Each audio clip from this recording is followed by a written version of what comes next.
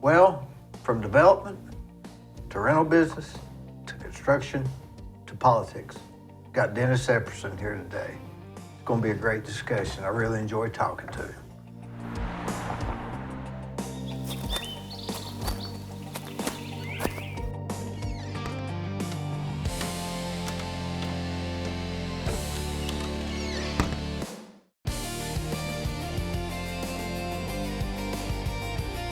Yeah, Not yet. they changed mine. Oh, have they? Yeah. Yeah.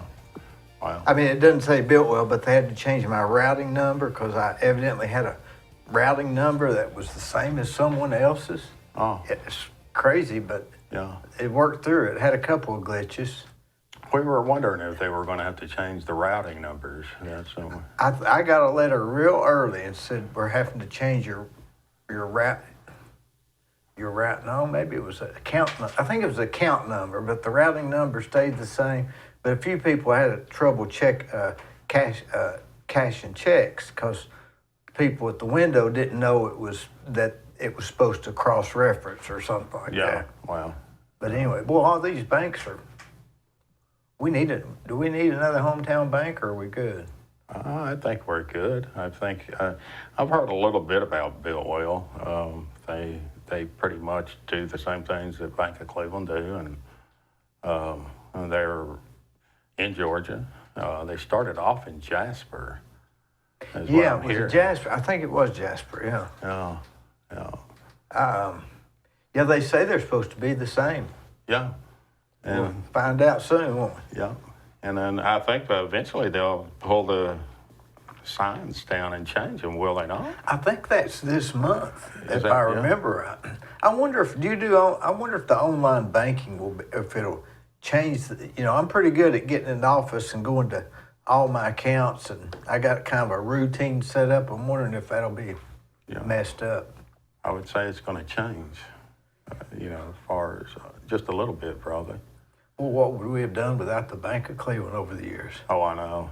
They've been God. tremendous here, community support with the builders overall and the development Yeah. business. I mean, that's Specifically, I guess. that's what made that bank what it was. Yeah. Was the building business, and they tapped into that right at the very beginning. I thought. A lot of people could never gotten loans like the Bank of Cleveland gave yeah. through that time. No, you remember the Great Recession, 2008. Which one? Oh, do I? All builders do, are the ones that survived. Yeah. Were your knuckles white? Do what? Were your knuckles white Oh yeah, I was. a couple of times? Oh yeah, oh yeah. I was involved at the State Builders Association, and I talked to builders throughout the whole state, and a lot of times, and some of the loans were being called in just because they were even paying up, on They the weren't interest. even they weren't even due, were they? Yeah, and I probably shouldn't name no banks, but some of the larger national banks just didn't want them on their books no more, and they would just be calling in all the notes just because they didn't want them on their books, and that's the benefit of being with a local community bank. They'd be less likely to call a note in. Well, yeah, they get a bad name. Yeah. If I hear somebody's done it to you, I'm more leery. Yeah, you're not going to go over there and borrow some money. No, not if there's another choice. So it was good to be with them. They, they worked with a lot of builders, and a few of the builders did make it. And When did it hit you, that Great Recession time? I mean, do you remember a specific time that? See, I heard everybody. I heard it was hitting everybody, but I thought it was just the bad people until it got to me. Well, I noticed it in 2006 when I had to start mowing yards, and that's my wife's a realtor, and I said, "What's going on here?" I said, "I've not ever had to mow yards before." Yeah. Because the houses were setting a little bit. And that's when I noticed it. And I said, I think we might ought to cut our production in half. Just a hair. Yeah, just a little bit. Well, I said half. And then by the end of '08, and good thing it I was did. on, wasn't it? Yeah, good thing I did, because Oh, 2 me years too. later, we all felt it in 2008. In 2006, I was at Toby's office, and he said, "Have you noticed things getting slow?" And I said, "No." And he said, "Well, they are, and before it's over, everybody will know what I'm talking about." That's before anybody was even talking about it. Oh, yeah. So he saw it coming. I saw it coming in 2006 when I had to start mowing yards. And then actually, just to make ends meet and things to where I could make it and make it through it, I started going back. Well, I never laid tile, but I mean, didn't do it in any of my houses and stuff, but I knew how to do it. So I got rid of my tile man and started laying tile for 2 years. I laid tile from 2008 to 2010 myself, and just to make ends meet. You know, those were some of the hardest times I'd gone through from '08 to 2010. And looking back, I had so many good memories from that. Did you experience that? Some really good times too? Yeah. Anytime you have to, get your carpenter belt out and you get out there. Yeah. I was a contractor, and like everybody says, all he does is ride around in his truck. Yeah, right. I'd love to get out and just work, wouldn't you? And then, too, I have a great respect for tile men now. After having to do it for 2 years. See, a lot of people don't know that. They just think that contractors just ride around in their truck. But sometimes we have to get out of that truck. And that was one of the times we had to get out of that truck. And, but I have great respect for tile men now, because that's hard on you. If you on your knees all day long. And the way you have to lift the tile is bad on your lower back, because you're in odd positions to, it's. Oh, yeah. And then they're always about a half a box short. Oh, yeah. And never fail. And you're running to the supply place. Yeah, if they've got it. Every day until they. Then you have done. a UPS in. No. Well, it's a crazy business. Let's talk about some of the old builders that I was thinking about somebody this morning that I hadn't thought about in 30 years. Like Alvin Goodwin, remember him? Oh, yeah. See, me and you will remember these people where others won't. I know, yeah. I remember a lot of them.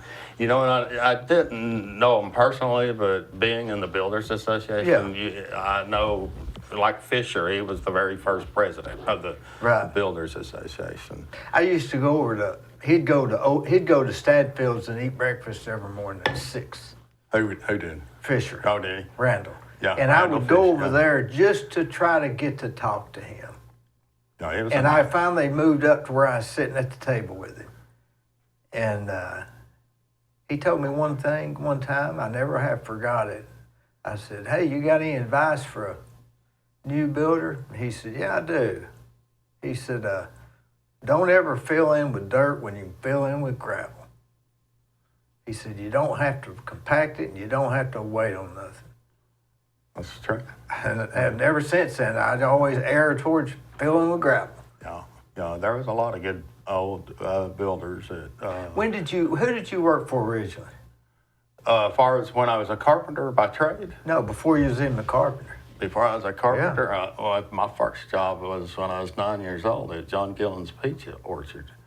I wasn't even tall enough to reach the peaches in the trees, so they used me to pick the peaches off the ground. That's called coal peaches. And I'd get paid 5 cents more a basket than my older brothers. I have 2 older brothers. They were tall enough to pick the peaches from the trees, and I wasn't. So that was one of my first jobs. And then I basically then went into Red Food Store.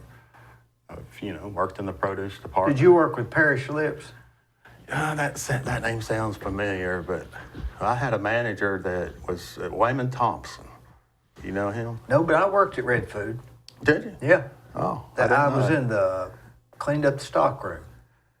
Oh. Some people they'd put in the back, clean it up, and some people they'd put on the front, and I was always in the back. Oh. When they were over there where the bowling alley is, right? Yeah. So I started at Cook's, and then I went to Red Food. Yeah, I started at Cook's in 1981. That was another recession. Remember that? 80, 81, 17% interest. See, 80, 81, I was working for Uncle Joe Undy, Okay. and we built in that year and a half, we painted one house and did an addition on a house in Hopewell. And he just let me do it because there wasn't nothing to do. Because of the recession. It was, yeah, that's how bad it was. That's how bad it was. So I remember, and I still remember this, I borrowed $39,000 from Cleveland Bank and Trust. I was paying 17% interest on the loan. I was paying $560 a month, and the bottom fell out of it. You know, I wasn't going to sell that house. I had to move into it. My wife worked at Cracker Barrel, and this was in 81 or 82? yeah. And so I had to go get a job. I was, there was no work, like you said. There wasn't nothing. I went and got a job at Cook's Food Store, bagging groceries, 8 to 5. And I remember I'd get a $116 paycheck per week. And I would save all 4 of my checks for that month. And my wife would make up the rest with the tip money, and we paid our house payment. Well, you had already bought a house at what? You were probably, 19, 20? 20, 21, somewhere in there. But that's what I remember. I still remember it to this day. Was AJ? You remember things when you... You remember. AJ was he? Yeah. See, AJ, he hired me at 15. Oh. I wasn't supposed to work there. Oh. I was Monday through Friday, 8 to 5. I had good hours. I was 4 to 10, and I worked with Clyde Haney. Remember Clyde? He did the produce. Yeah. Remember that guy that worked under him? I remember AJ more than I do Clyde, but I was just up on the front. I was there from 8 to 5, and I Conrad Day was coming. He was second shift, right? Yeah, that was Conrad. Conrad Day. Okay. He did the cartoons. Okay. But, I had to work. I was the only person there from till up to about 12 or 1 or 2 o'clock. And then the younger guys would come in the evenings. Were you going to build houses then? Yeah, I was building, yeah. I mean, that's what you... Yeah. I knew that's what I wanted to do. Yeah, but, See, I knew right off, too, 5, 6 years old. That's what I wanted to do. Yeah, I knew when I was 16. My dad actually tore a house down, and we salvaged all the lumber that we could out of it, took it out there at the 64 highway and built another house with it, and then he put it up for sale and sold it. But I almost think, looking back at that, he got me and my oldest brother, David. I don't know if you know him, but anyhow, I guess he just wanted to make sure we had a path that we were wanting to go on, and he kind of introduced us to the building business. And back then it was a little more respected, I think, don't you? Yeah. The general contractor was a little more respected. Yeah. People might not believe that, but they were. You had Randall Fisher, Doug Gay, Alvin Goodwin. Yeah. Who else was there? Do you remember? Sam Humbard. Oh, J.W. Yeah, I think so. Yeah. J.W. Kibble. Yeah. Sam Humbard. Oh, yeah, Sam. Yeah. And Ed Allen. The one that did Anatole. Jim Eldridge. Johnny's daddy. Yeah. Oh, he was a dude, wasn't he? He was like that. I didn't never get to meet him. I met his son. I knew his son. I worked for his son some, building some houses there in Anatole when I was a carpenter. He was a good guy to work. I liked him, Johnny. Yeah. Jim built Farmland Corners. Oh, okay. He smoked West Eldridge Acres and East Eldridge Acres, and he developed all that. I actually did a lot of carpenter. I was a carpenter by trade. I worked for a lot of contractors when I first got into the business. Well, I was 16. My dad showed us how to become a carpenter. Yeah. And then me and my brother opened up a company called Epperson Brothers, Framing and Trim, and that's how we started out. And, we worked for a lot of the contractors. We worked for Tom Cate, Kent Berry, Farrell Preston. Farrell Preston. We worked for him. We worked for John Eldridge. We worked a little bit with. That was when they first started with, that era was about the time they started doing the hip roofs, wasn't it? Oh, yeah. Yeah. Yeah. And we built a lot of houses for all those contractors. And then I actually decided to get my contractor's license. I think it was 1989 I got my contractor's license. I got mine, I think, in 89 also, maybe 90. Yeah. Well, back then it was hard to get, wasn't it? It was hard to get. God, it was hard to get. Yeah. I had got the residential and commercial, not small commercial, but it's commercial. Yeah. Well, that's what I got. But the reason I got it, because I checked the wrong box on that form. Is that what you did? I went to check residential, and I checked the wrong box. And so the plans they gave me were a gas station. Mine was a bank that they gave me. You had to figure the elevation of the Yeah. sewer inlets. And all I mean, I pulled out they gave you 6 hours to, I think it was 6 hours to take, 6 or 9 hours to take Where it. did you take your test? Knoxville? Nashville. Okay, I went to Knoxville. Well, I was in Nashville. Yeah. Stayed the night, everything, and it was everything I could do to, Yeah. because it was tough. hard. It was I tough. mean, it was hard. Yeah. I remember I would go to the that's where they had tests to take they had classes. They didn't have classes to take the test then. I think that all they had was a book or something. You could just. But I'd go to the library and get all books on construction, and for some reason I just read. And some reason I read, and I know what it is now, but I remember it said, drinking water is potable water. I'd gotten a book on plumbing. Yeah. And I thought, what? That don't sound right. Potable water. It sounds like a potty. But that was on the test. No. Drinking water is and one of them was potable water. And so I made a 70 on the test. It's multiple choice. I Yeah. remember that. But when I got back, when I got the test results, I called this and I said, hey, did I get a 68 and you rounded it to 70? They said, no, sir. Whatever score you got is what you made. And I said, well, I made a 70. What if I'd have made a 69? They said, well, you wouldn't have got your license. Yeah. So it was that one question. Yeah. Potable water. Oh, wow. Yeah. I believe I was 70-something. It was too hard to take. It was It had tough. stuff that you never use. Yeah, it was tough. The commercial part Yeah. of it was Yeah. the hardest. The residential, Yeah. you can fake it, but that commercial. I hardly ever got into commercial. You got into it. Yeah, I guess did I built more custom homes than anything, though. Did you? Yeah. Okay. Yeah, I built more custom But homes. here lately, though, you've been doing a lot of commercial. A lot of buildings, haven't commercial. you? Yeah. I think you just sort of evolve into a niche, don't you? Yeah, I think so. Yeah. I don't think know. different paths you go. And Yeah. You, I don't want to get What- any bigger, do you? no. I could see getting bigger. I could see getting a. I'm working towards retirement in maybe 2 years or so. I'm trying to quit, man. I'm trying to quit. I'm at that age that, I'm ready. And I've got a son-in-law that's taking over the business, and Blake Allison. Yeah. And Is your son doing it too? my son was, but he decided that it wasn't for him, and so he's trying some other things. It wouldn't be mine now if I started out, but when we started, it was different. Am I dreaming that, or was it different? Yeah, it was different. Yeah. Customer was different too, right? Yeah, customers and all of it was different.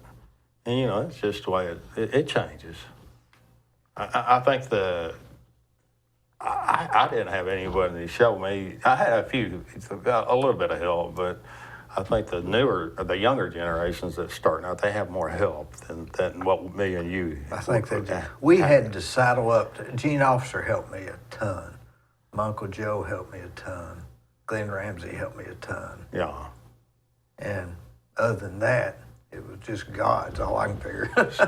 Wasn't it Scott Douglas or John Douglas, or yeah. John, Yeah, he helped me more in the rental business, not construction. in the rental. Yeah, Gene and Joe were construction. Or Joe was more construction.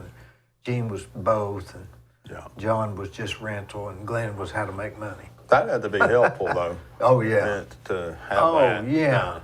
Be able to guide you. Yeah, and say, hey, you don't need to do that. Yeah. You know. Son-in-law, that's what I do with him. I try to make sure he doesn't make huge mistakes, but I let him make a few small mistakes just to where. A lot of times we don't even know the answer. Yeah, I know. You know who else helped me a lot? Was John Kinder. Yeah, he was good. Man, I used to I go. liked him. Yeah, he was so smart. Wasn't he smart? Yeah. I mean, he was smart. And the way he would cut his roads in and things, You throw John Kinder into something nobody knows about, he'll figure it out for you, buddy. yeah. It wasn't just how to cut roads. It might take him some time, but I don't know. He was one of the 5 smartest people I ever knew. Yeah, he knew what he was doing. He just could figure it out. He had a reasoning about him. He could Yeah. figure it out, reason things. Yeah, he was good. He was good. As far as developments, now he could lay those roads in there and he'd tweak them a little bit, and he wasn't satisfied. He would go back. He'd have someone drive him out there, and he would change the plan up a little bit. You know, he taught me so much. I remember took this custom house, and man, the lot was just horrible. I mean, it was horrible. You know, like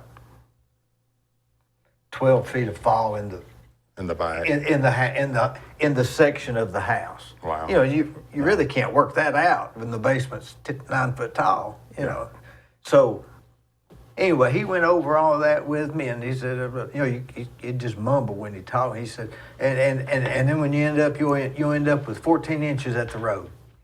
I didn't know what he was talking about, 14 inches at the road. Well, anyway, by the time I got finished, built the house, from the sidewalk to the top of the bank, it was 14 inches. Oh, wow. How he figured that out, I don't know. Do you remember all these cats he had out there? Oh, 50. Yeah. 50 cats. Yeah, You know, I was sitting there in his office one day, and he was talking about somebody, and he said, they're not like me. They don't keep their stuff all organized. And, you know, his place looked like a bomb had hit. I know it was. In his mind, he was kept it organized. I was at his place when 9/11 hit. No. I got a picture of him sitting at his desk 2 weeks before he died. Oh, wow. No. But yeah, it's a really tough business. It is. You gotta like it to stay in it. You gotta love it to stay in it. Or hate it. Which is it? What's the biggest hate that you hate about it?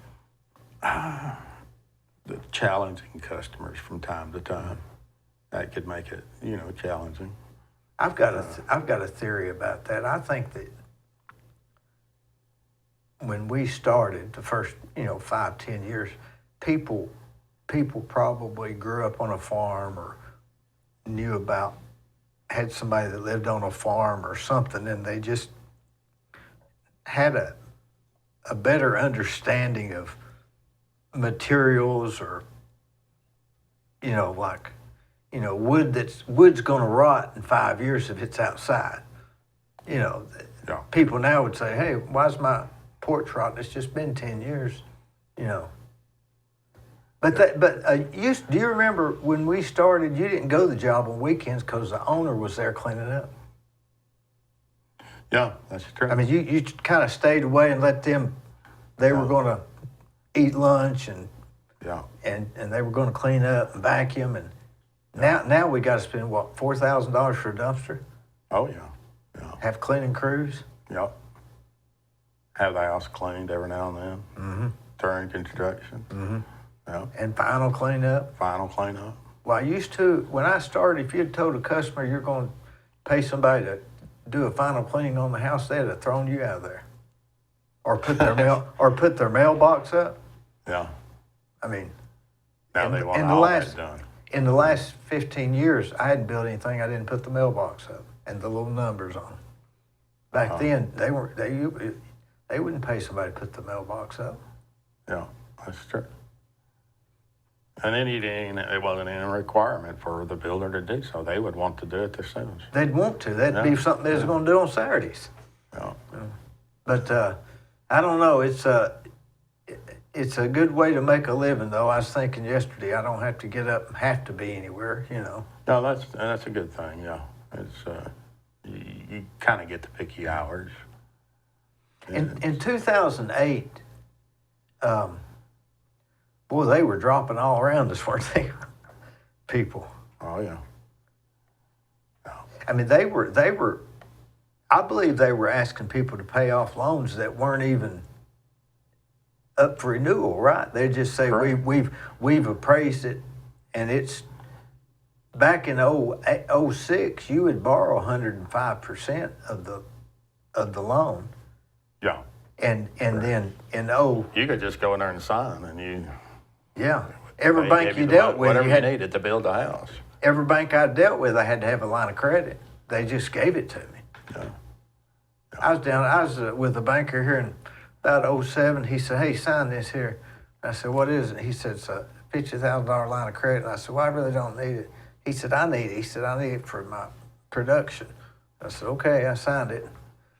And then in 09, why do you got a line of credit? They was asking why you had a line of credit. Yeah. No. They have more regulations now with the builders and the developers now because of the Great Recession in 2008. Before that, it wasn't like that, was it? No, it wasn't. No. I think it's better now, though. There's more precaution. As far as the Yeah, but banks. we couldn't start out now It, with no money. no. We could then you could start out with no money. Yeah. You could finagle. You just go in there and say, Yeah. Yeah. 90 days note for Yeah. Remember getting 90-day notes and renewing them 3 or 4 times, and then they'd put them on payments and Yeah. And I've always enjoyed, though, helping the people achieve the American dream of home ownership. Mm-hmm. It's nice watching them move in Oh yeah. and excited about their new homes. Yeah. I guess that's what got me into it originally, that. But You've always been involved with the Builders Association. oh yeah, my uncle was, and then I was. I think I was the youngest president of this, of the association. Yeah. I was just. But back then, When did you president? Do you remember? No, I was No. 2006, 2009. But you were, I see. oh yeah, I was like. We have all the pictures Yeah. of all the I past was presidents. after Johnny Eldridge because they had a bunch of. Okay, well, that goes way back. Yeah, I was after him because I was on the board with Bob McIntyre. Jim Eldridge, wasn't it? No, Jim was Jim was Johnny Johnny's daddy. Yeah, they were both Yeah. local Oh, yeah. presidents, and then Jim was a state president. Jim was a big deal, He was a state president. and Austin Stevenson. Austin Stevenson was a state president. Yeah, And I was one, and Charlotte's has been one. that's And I a big think- achievement. I think that's 4 of us, I think. And there may be one more. That's a big achievement Yeah, that's to be the president of the state. It is, and it's education, educational. You got to wear a different hat when you become Yeah. state president because Yeah. you've got to represent the whole state. Yeah, Where when you become a local president, you're representing that association there. yeah, and you don't have, you just got the regular 2 meetings a month or something like, or Yeah. 1 meeting a month, and then the board meeting And then the state does more doing state laws and things. They lobby with bills. Oh, yeah. The state does. We've done a lot of bills and laws over the years that help protect the building industry. The vesting bill is a good one. Investing? Vesting, yeah. That's when you got your preliminary plat approved for your development, and they've already approved it, your plan of service, and then say something, they want to implement something else. They can't, used to, they would be able to just say, okay, we know we've gave you your preliminary approval, but now we've changed how we're going to do something, so we want you to do this now. Why do you have to have a wall just to make that? So you should, Isn't that? and then now that the vesting bill protects, if you've already got your preliminary plat approved, they got to grandfather your development in. They can't impose any new ordinances or regulations on that development that already has approved preliminary plat due to that vesting bill that we created. And Why do you have to have a bill to do that? Isn't that the right thing? well, the only the recourse that the developers had before the vesting bill was court litigation. And most builders or most developers wouldn't tie their projects up, and they knew that. They can't. They knew that, and they would try to compromise and work things out. And then a lot of times that happened. But then the vesting bill came, and then they know that once, they have to abide by the law, that once that preliminary and that developer is approved, he abides by all the rules and the regulations at the time that that preliminary plat was approved, and that's the way it should be. Yeah. And then they can impose the new regulations and ordinances or whatever they want to on any new developments that haven't even went through the procedure yet. Yeah. Who are they? City, Any- City of Cleveland, Bradley County, Yeah. Cleveland Utilities, all of them. But the construction and development industry is the one that takes the blunt of the beginning of new rules, don't they? We're the most regulated industry there is. It's, There's like 28 inspections on a house if you had gas and if you're on city sewer, and it's like 28. Yeah, it's a lot. Yeah. Yeah, we're the most regulated That's industry there is. and you really can't go forward till some of those are done. That's theoretically 28 working days of nothing going on. Correct. Because how can you? Remember how you used to say, "Okay, insulate it." The electrical inspector's coming today, but don't insulate where any wires are. Correct. We did that. Yeah, or How many times? Or you'd be pulling it all out. Yeah. Yeah. How many times did we do that? Tons, right? Yeah. Yeah. And I look at the inspections as an insurance. I do too. I like more eyes Now. on something. Yeah. I mean, I've got my eyes on it, but it's not going to hurt to have a few more eyes on it. No, it don't. It doesn't hurt to have a. But it is time consuming. Like Well, you said. especially insulation. I mean, you got to insulate. And who's not going to insulate? Yeah, there's an inspection on insulation. Oh, I know it. But I don't know. I'm against a lot of regulations. I'm pretty much a buyer beware type mentality, because you pay for all those regulations somewhere. It's not free. No, It's just more bureaucracy. Yeah. And I don't think none of that's ever going to go away either. I don't know if we got any better houses now than we did when Ralph York was, he just inspected the footings. Remember those days? Yeah, that's correct. Yeah. Just the footings. Just the footings. Just the footings. Yeah. When it I remember first- when they started making you get a CO. I couldn't believe it. I thought, CO? Why do I have to have a CO? Everybody knows I'm finished. No. Now I wouldn't let anybody move in without a CO, would you? No. I mean, no. too scary. Yeah. I want somebody to say, like you on those, somebody else watching. I got somebody else says it was ready to move in. I look at it as insurance. It's just another thing. Yeah, and it's come a long ways. I think the building has come a long ways, and housing is improving each year it goes by as they improve things and stuff. Well, in products. Yeah. OSB was a big thing. Remember when they had the plywood that delaminated and stuff? And Yeah. Particle board, I guess. yeah. Is what Remember it the was called. Celotex days when they Yeah, just used Celotex, Celotex, but we used OSB on the corners? Remember those days? Yeah. That's correct. Yeah, I remember that. And then they, you hear some of these people say they don't build houses like they used to in the old days. Mm-hmm. But really, the houses that are built today's time are a lot better built than the ones years ago. Yeah. Yeah, that's true. I think maybe they're getting them little too tight now with all this. I think it's needs Yeah, we're having to pump air into, or put the thing on the fans in the will bathroom. Pull in, Yeah. pull more air in. Yeah.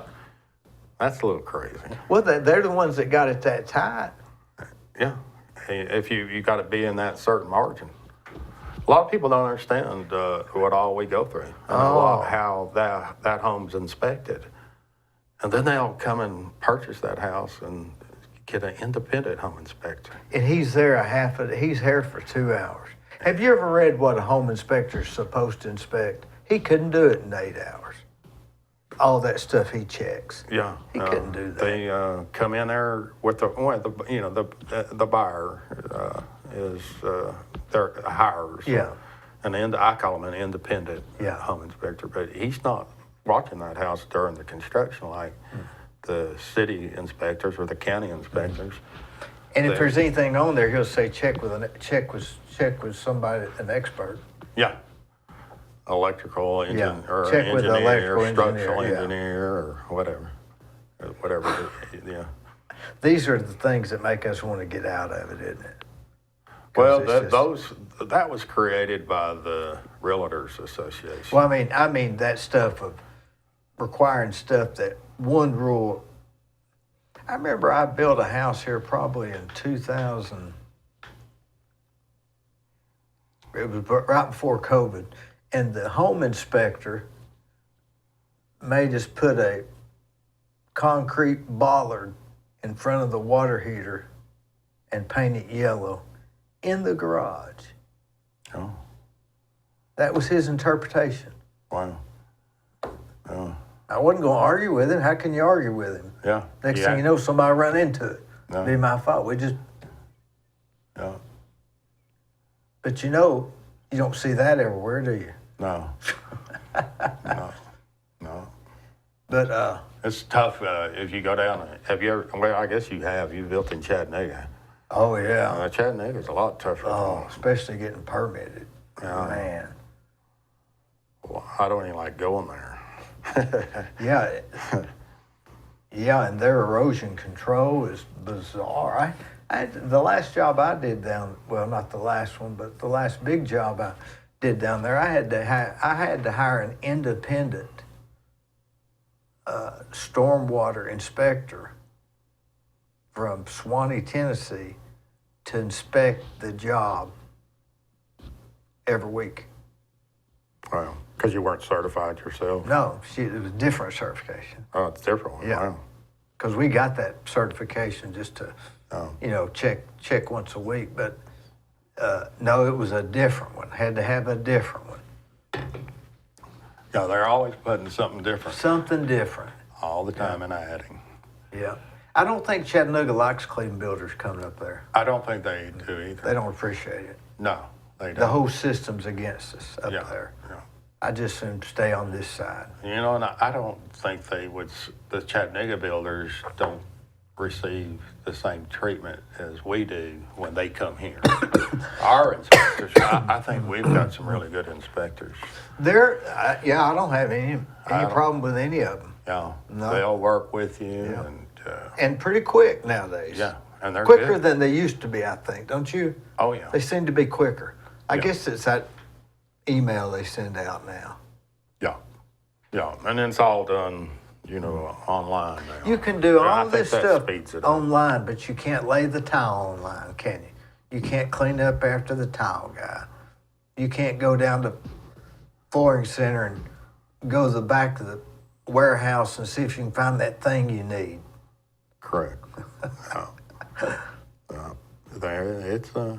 It's challenging sometimes to get a house from start to finish, but it works out. It's just, and we have issues sometimes too. Contractors do. I notice that when people build their own homes and things, they get frustrated, and then we have those issues too, but it's just not as bad as an individual that was building a house for themselves, because we have loyal business partners that we can call on. But Absolutely. sometimes it's difficult for us too. Yeah, And they don't understand that, and then they'll say, where's my house? Just nothing happening. yeah. There are some days that house will sit there. Yeah, and I like to keep something going on the job every day, no matter if it's something little. Just because some activity just has something magical about it. Something. If you can get a house built from 4 to 6 months, you're doing pretty Oh good. yeah. Depending on the size. Anymore, it takes a long time to even get them permitted if you have to get a survey. Who are you using for surveying now? Richmond Surveying. I And think they're pretty 2 or much 3 everybody. weeks out still, aren't they? Yeah, they're. Oh yeah. I was telling somebody the other day. I said, Is that who you use? yeah, Yes. Oh. yeah. I use if I'm in if it's out of town and I'm in a big hurry, I'll call ASA out of Chattanooga. They're like 3 times the price. Yeah. But They get to it. 10, Sometimes 15 days, they're done. Yeah. You can bank on it. Yeah. But they're expensive. Yeah. You know, Well, sometimes you got to go there. you got to go. It just got to get done. But I was telling somebody the other day, if you go to church with the engineer and you sit behind him at church, and you're married to his sister-in-law, he's 4 weeks behind still. Isn't that something? Yeah. I've built for. It's funny you bring up engineers. If you built for engineers, 2. before, okay. 2 of them. Rough. They see things on paper. Yeah, and they it's not practical to do it that way. You know. I've built for a few of them, and I've got along with them pretty good.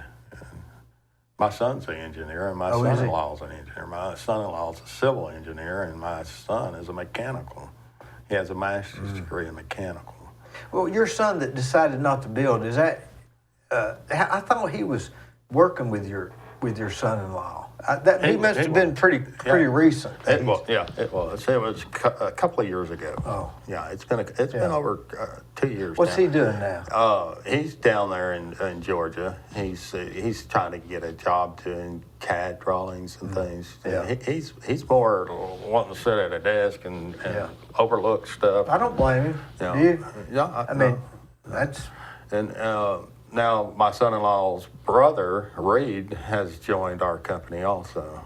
So there's 3 of us now there. How do you let go of it? I can't Oh, I can not let go. go to the job. Oh, I go to the job. I go to the job every day. I'm calling or texting each one of them. Don't forget to do this or don't forget to do that. Yeah. There's not a day that goes by. I just came from a job site before I came here. You know how that is. Oh yeah, do I? Hey, I went by one no this days morning. off. You got to go check, make sure the windows are shut if a rainstorm comes. Yeah.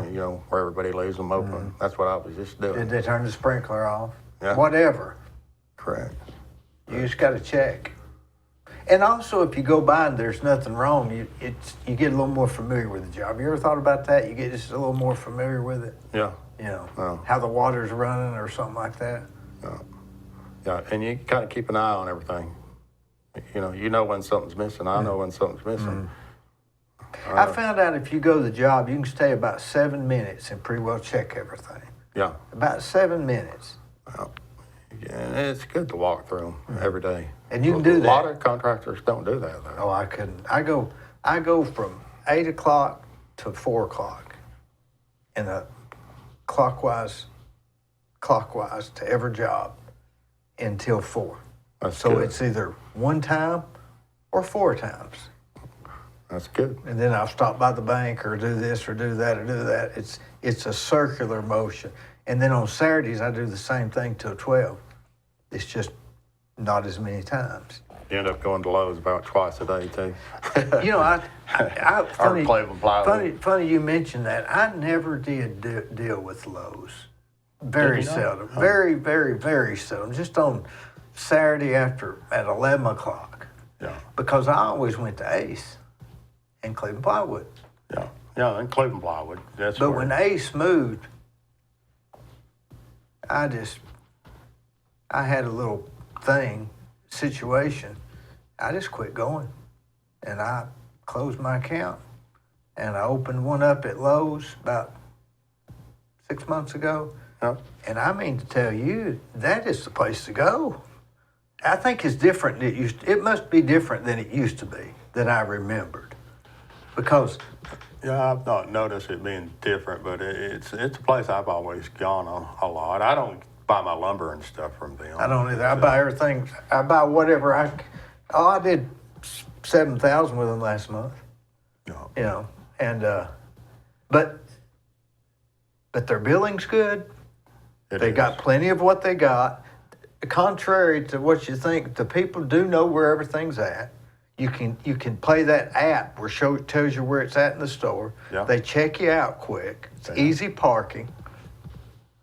What else you want? Have you been to Home Depot?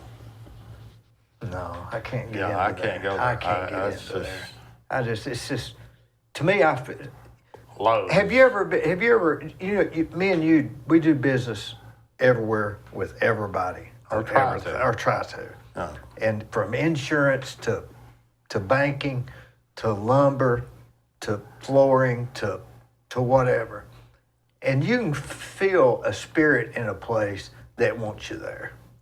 You know what I'm saying? I know what you're saying. And Home Depot, I'll get that feeling. The ones that value you. Now Lowe's, I get that feeling. But I didn't used to, 20 years ago. So they must be something different over there. Yeah. And I don't get the same thing at this new Ace. They've got a new manager. I think his name's Nick. And I just met him not too long ago, and he's a young guy, and he's good. Well, I went by there Friday. They were having hamburgers. I was there. Well, I saw you walk in the door. I yelled at you, but you didn't hear me. I didn't. Okay, yeah. You must have a I hearing have thing. hearing aids. Yeah. So, But you got a. you were carrying a piece of tile. I was. Yeah. Okay. Because I got a guy that rides with me. Okay. And when I get to a place, he'll go in. I can stay in the car. I've been That's around handy. I've been around the hammers too long, and I lost my hearing. But when I was there, the guy with me said, that's the manager right there, and he pointed to him, and he was serving hamburgers. Did you get a hat? No, I didn't get a hamburger because I had to meet somebody. But I just anyway. Those hamburgers were good. Speaking of places good to do business with, I had an insurance policy. My mother had an insurance policy that somehow or another got messed up. It was with Transamerica. And I was on the phone, she was on the phone, trying to get a hold of somebody. Because when those things lapse, you got a problem. And I got a hold of this girl. What kind of insurance was it? Life insurance. Okay, life It insurance. was Okay. a pretty big deal. So and I'm the one that lost the paper, but anyway. But I found out they got an office in Cleveland. So I went down there, and there was a girl there, Angela Cartwright, and I mean to tell you, she will do whatever she can to help you. She will. I thought to myself, now that's the way you get somebody's business. Correct.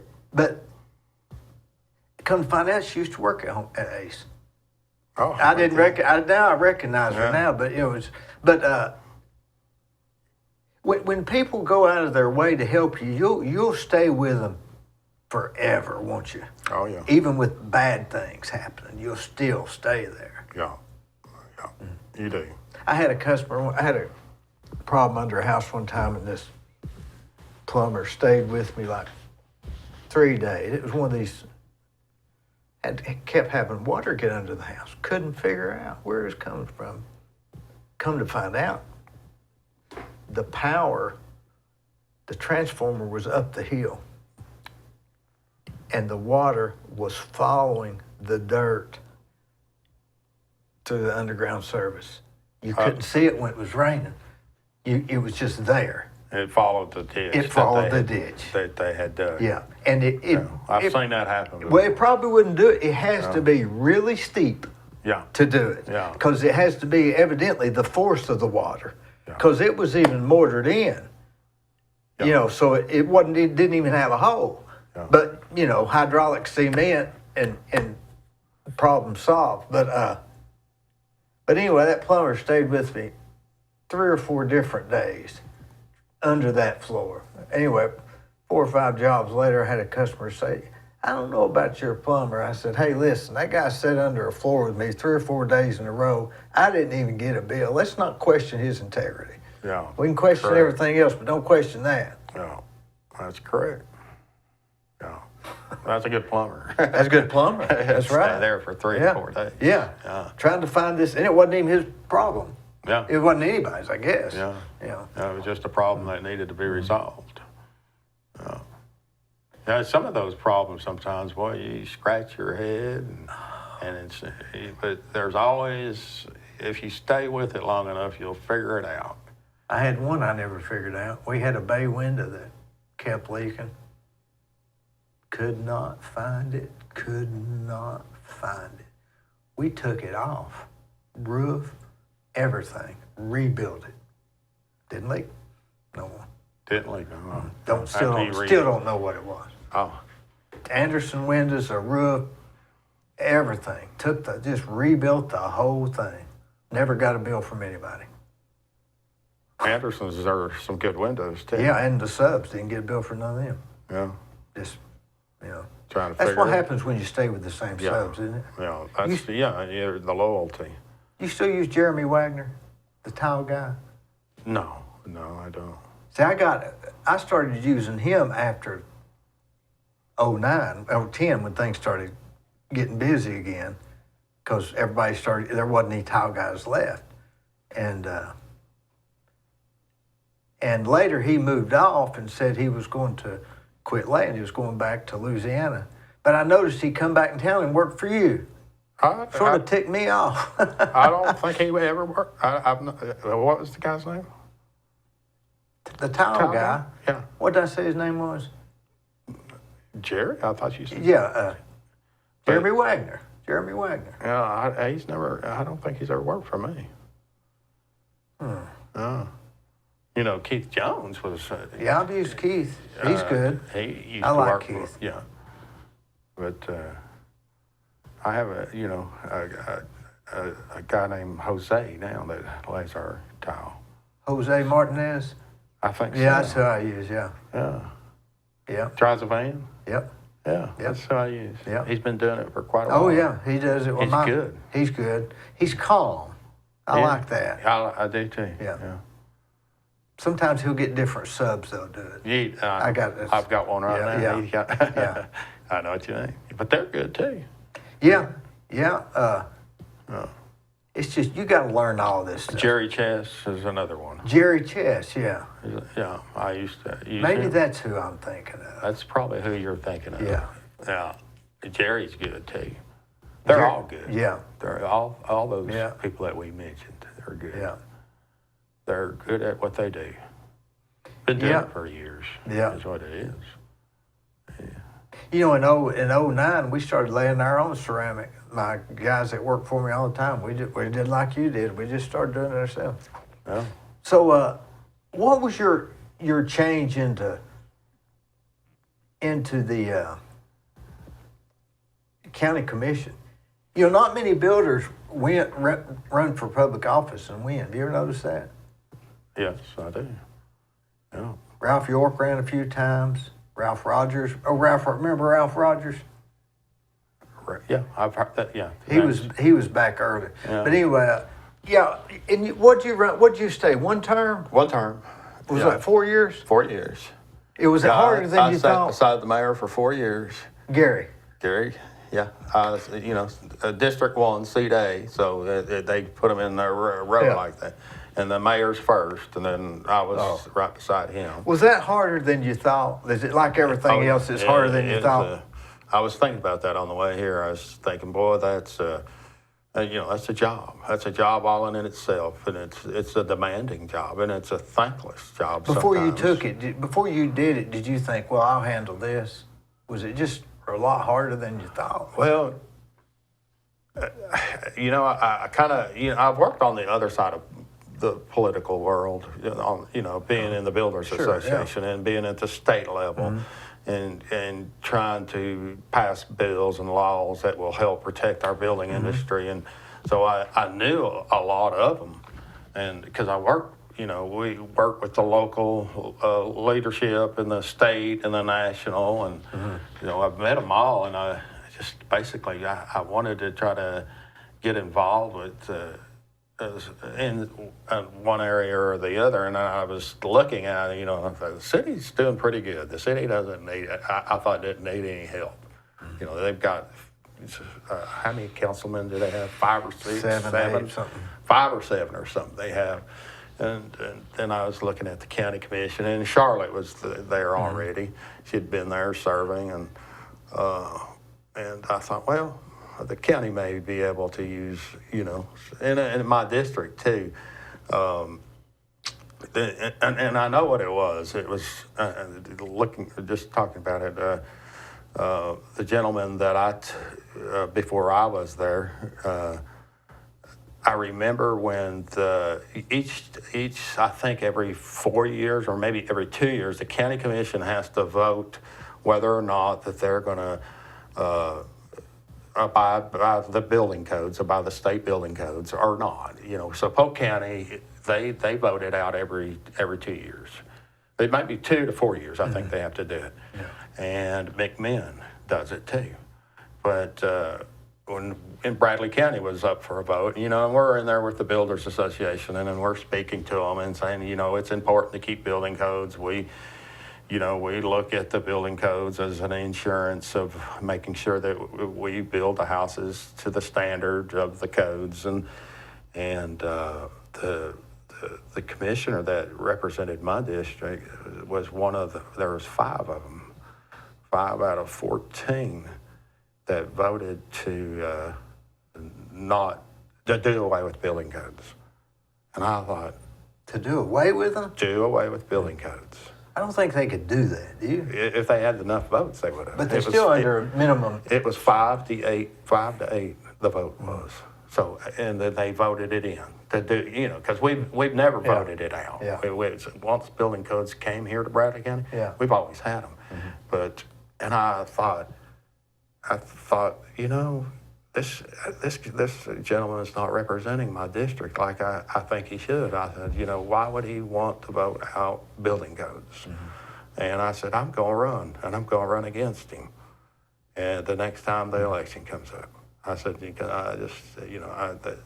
and I knew too that I wanted to get in there and infrastructure in Bradley County, as far as a developer, and all the issues that you see out there in the field, all the people that having septic tank problems. Tons. I wanted to be able to try to see what I could do to kind of come up with a comprehensive plan that would help put infrastructure in Bradley County. The mayor, all these years, 20-something years, is he'll come out and tell you he doesn't want a sewer treatment plant. He doesn't want this, or he doesn't want that. But we're getting to a size that basically we're going to have to do something eventually. And I have a plan. It's laying there in their office, in the commission's office now. I worked on it for 3 years. For sewer. For sewer. It's a plan laying there. They'll have to dust it off one day and use it. They'll have to implement it. Here's something, case in point, because I know exactly what you're talking about with sewer. Used to you'd have this lot that you took down to the health department, and Dickie Alford would perk the lot, and he'd put it a platted subdivision, and they'd record that plat at the Register of Deeds office. Correct. We go in there later, and we're going to buy that lot. I always go pull the plat, because on the plat it can have subdivision restrictions, it can have deed restrictions, but it can also have a note or two on the recorded plat, and it's just as restrictive.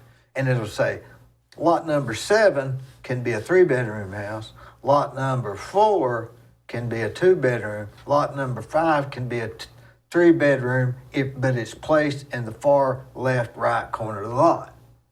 But every lot had a detailed thing that you could build. All right, now fast forward Now they perk them different. They give the minutes different on the perk rate, and they say you have to be able to duplicate the lines on the lot. Well, none of these lots were able to do that. They were passed during those times. So now all of these people that have a lot in the subdivision that say, oh, my parents have this house and they've got an extra lot. No, they don't. Because you could say, oh, that lot is good. I can buy it. I can go get the original plat. I can put a septic tank on it.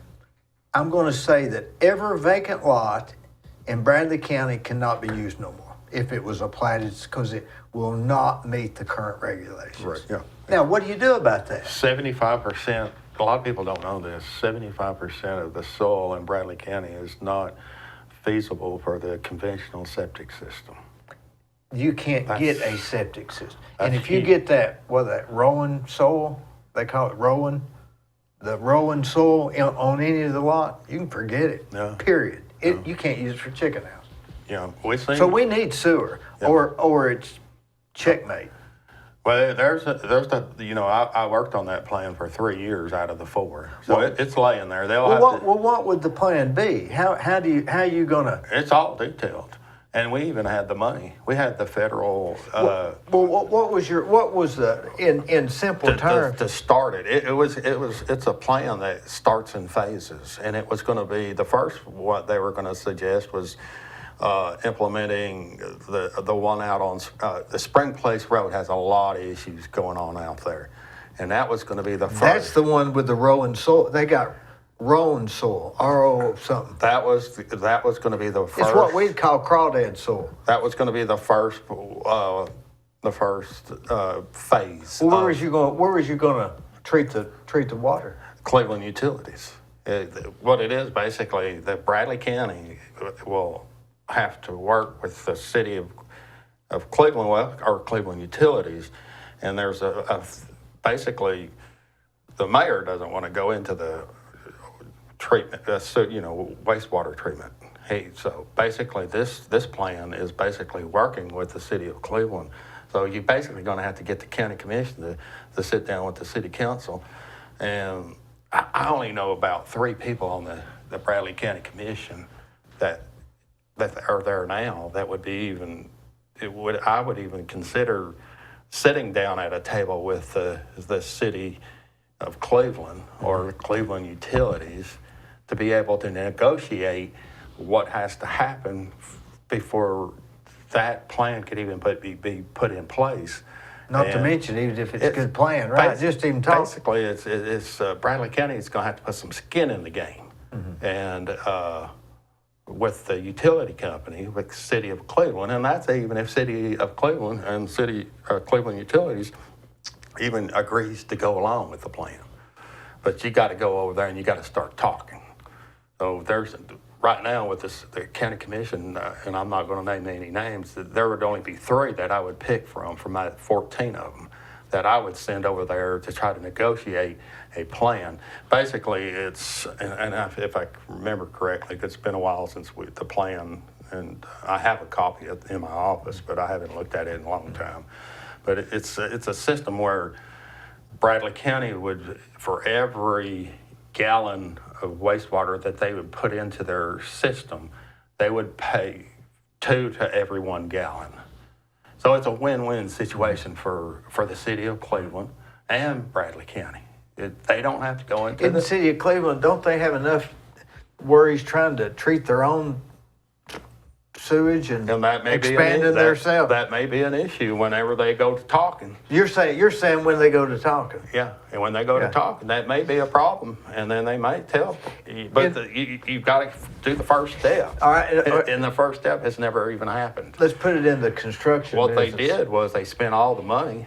I mean, I forgot what it was. It was we had a sewer bucket. He called it he had the mayor called it buckets. Yeah. Uh-huh. We had a sewer bucket that had $6 million something in it, and it got moved around and everything after we all left, and it got let down to $1 million or $2 million, and then they used it to take care of school. septic systems that were having problems. It's basically a Band-Aid on the issues that we're having going on here in Bradley County. So they spent Septic systems on what? Government properties? on private properties. On private properties. They went and gave all that money that was left at the end. I think it was only around $2 million at the end because they kept moving it around. It wasn't none of taking our it out of this property. bucket and put it in this bucket. But we could have took that $6 million and went and had talks with the city of Cleveland and try to say, hey, we're here. We want to put some skin in the game. We'd like to implement this plan. We'll let you look at it. And they even had copies of the plan. They had this Cleveland Utilities has a copy of the plan that 20 some odd engineers out of Chattanooga came up with. And, but anyhow, it's just that all just, the plan's laying on in a shelf in the commission's room. Collecting dust. If we were thinking about that in the construction terms, it'd be like arguing whether what color the shutters are going to be when we haven't even looked at the lot. Correct. So in other words, you're saying they haven't even sat down and talked about it enough to even determine what color the shutters are. No. There'll be a day that they will have to go and talk to them. There will be. I guess everybody's hoping that'll be in somebody else's term. But Cleveland and Bradley County is going to be strangled here before long due to that. I can see it, and I'm not even smart on it. Well, you see it because you're a developer and a builder. I can see it. That's why you see it. All the builders and developers see it. And that's why most of your building and all your development goes on in the city.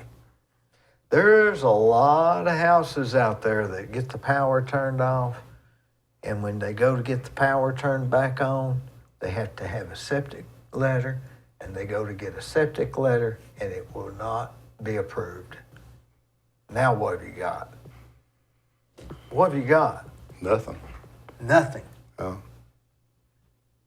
There's a lot Nothing. There's a lot of issues out there in Bradley County, and I had one lot. I had to get the neighbor to sign a septic line easement. Can you imagine getting a neighbor to let you put your septic tank on their property? You think about hard to do. That's a tough one. That's a tough sell. That's what you'll have to do. Yeah. Because you go talk to those two guys up there at T-Deck and ask them if my septic tank's approved. You ain't dealt with anybody till you dealt with them guys. There was one lady that had I think it was like 20-something acres out there on 64 highway, kind of like where the Fennel property is or something, kind of connected. She said that none of her land would perk, and she's just sitting there, and she said she'd like to give it to her heirs, but she said, what am I giving them? She said, I'm giving them, she said, I can't even, it's not even buildable. But there's so much tracts of land like that throughout Bradley County that, a lot of people don't realize how much there is. They say it takes an average of 5 acres for a septic tank to get approved nowadays with the new regulations and based on our soil. I'm just talking average. I'm not talking every lot. But that goes along with her saying there's some cases where you can't get it no matter what. Yeah. And she was glad that we were looking into trying to implement a plan that would bring sewer out into the counties. I believe that before all of that happens, they'll come up with somebody will come up with an overnight solution of some completely different system. They have the alternative sewer systems, the drip systems and all that, but it's really expensive. Yeah, and they're looking at that right now at the state and T-Deck and I've done get better. I've even done those before, and they really don't save that much room. And I think they're only about 8 inches or 10 inches below the ground. That those drips that's what they do in Sequatchie County up in there where there's a lot of rock and there's just a little bit of dirt. Yeah, let's take 5.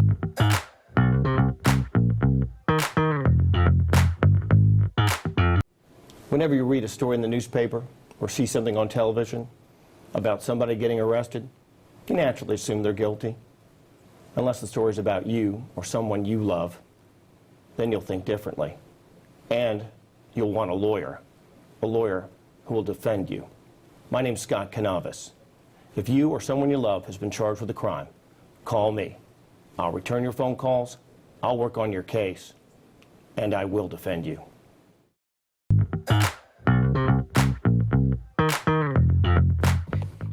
Yeah, septics are a real problem, and it's not a problem till it happens to you.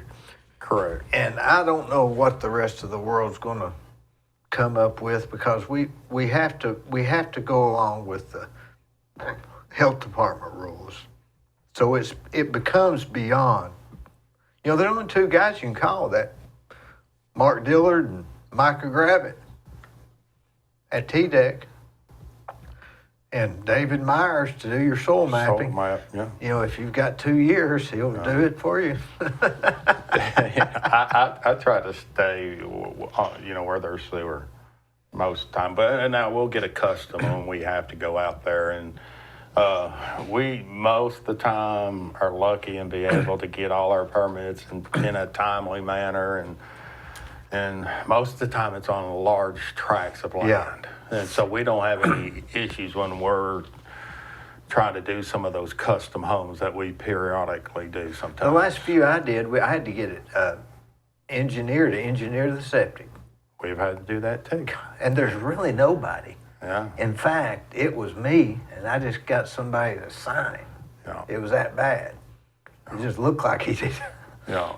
But I get septic. You know, these septic guys they know what's going to work.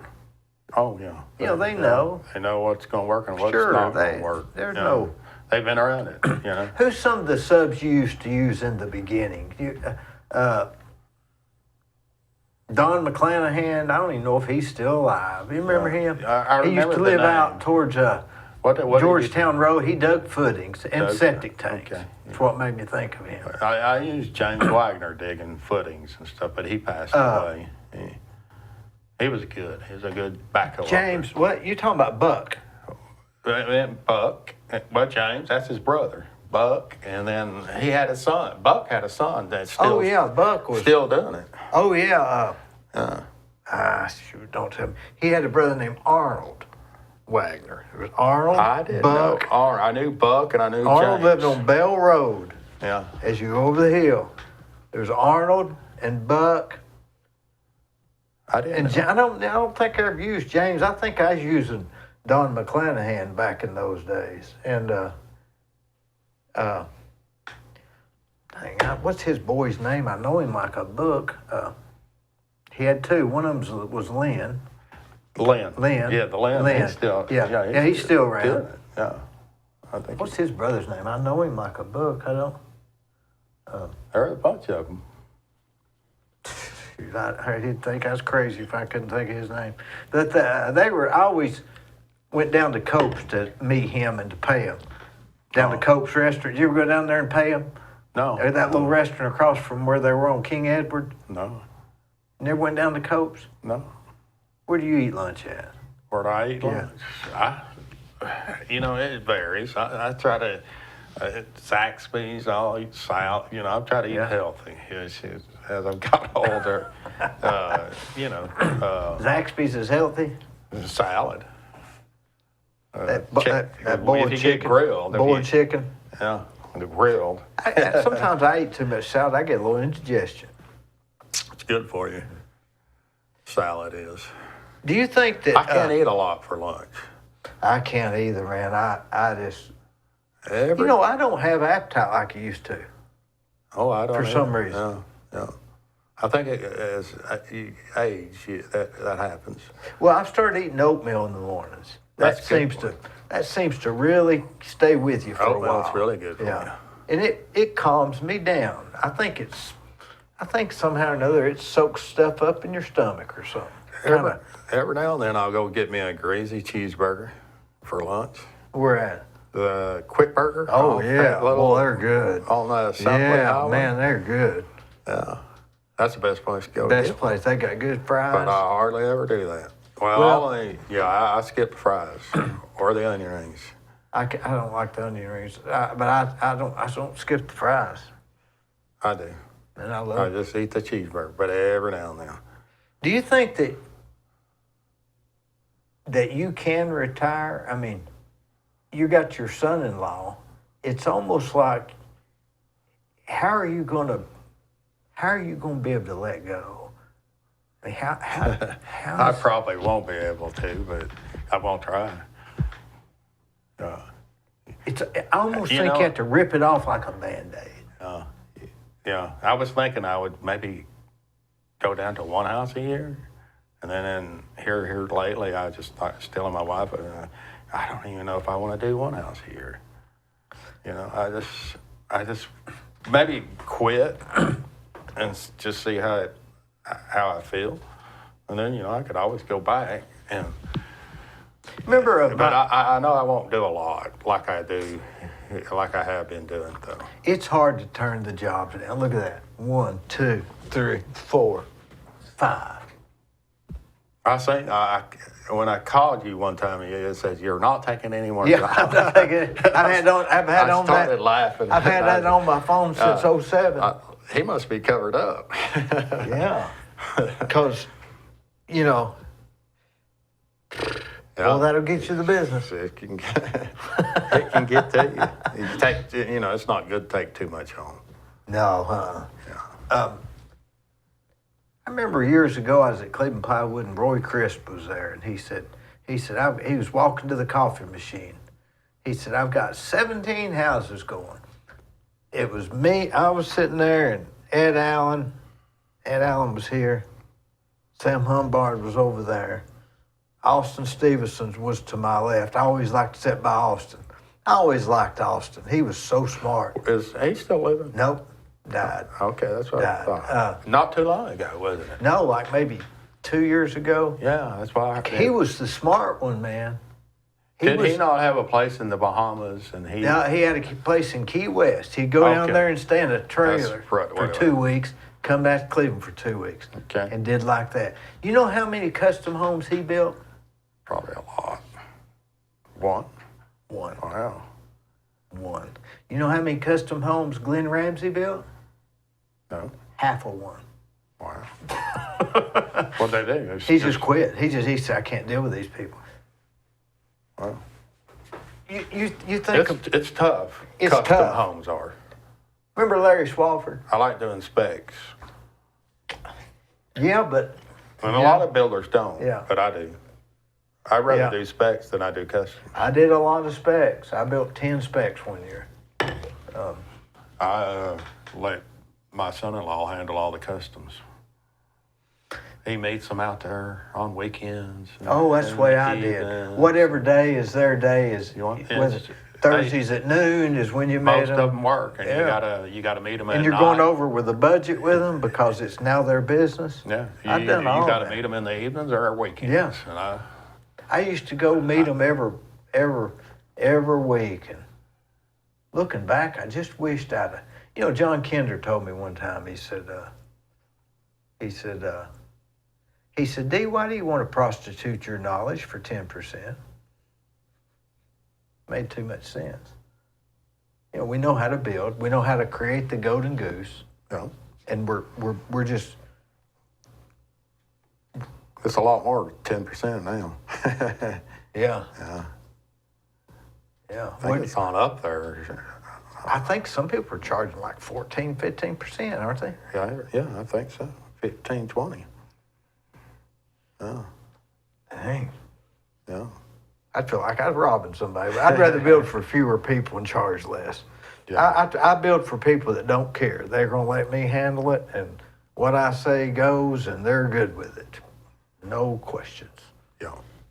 That's I all I mean, need. in the long run, the customer, if you get a good contractor, and all of them out there are good, and it's better than them trying to do it by themselves.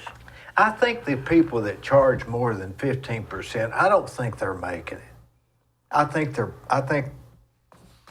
Some of them lock their rate in too. They don't. but still, if the money's not there and the customer doesn't have it, how you going to get it? You can get it if it's your last job. All you can get is what they've got available to spend. Yeah. And what a good contractor should make, a good contractor should be free. He's saving you enough money that he should be free. He's saving his fee. Oh, yeah. They earn their money. You see, you're even. Yeah. Yeah. That's what I've always thought. But Yeah. but I think that you know when I get done, I don't get a bill 2 months later and say, "Oh, I forgot that bill." I know, so I know what the costs are, and so I think that probably everybody ends up making the same percentage. Yeah. That they just some figure workman's comp, some don't. Some will say how much does it cost to build per foot, but they're not including the square footage of the garage, and some are. Correct. Some don't include the. You get a 500 square foot screen porch with tongue and groove ceiling or something. I'd rather build square footage of the house as that. Yep. If somebody says to you, how much does it cost to build a 1,600 square foot house with a 2-car garage? With granite countertops? That's what you say. If they're granite countertops, you know what level the house is, right? In my mind, you know what it is. Yeah. Yeah. What is that now? What would you guess? Granite. No. If you say how much does a 1,600 square foot house cost to build that has a double car garage?